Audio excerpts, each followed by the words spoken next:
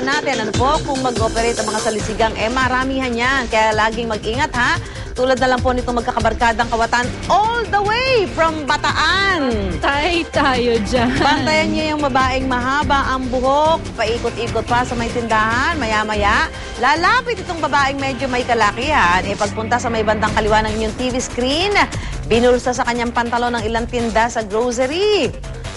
At di pa natapos dyan, ha? Sa isa pang anggulo ng CCTV, may kasama pa pala itong mga ito. Tinga! Oo, sinipat-sipat na lalaki yung may CCTV at ayan pa nga, oh. Kitang-kita siya na nakatingin pa sa camera.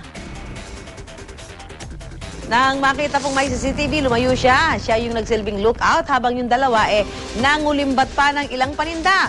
Sana ho sa pamamagitan ng mga video mula sa ating mga news scoopers, mahuli ang mga masasamang loob na ito.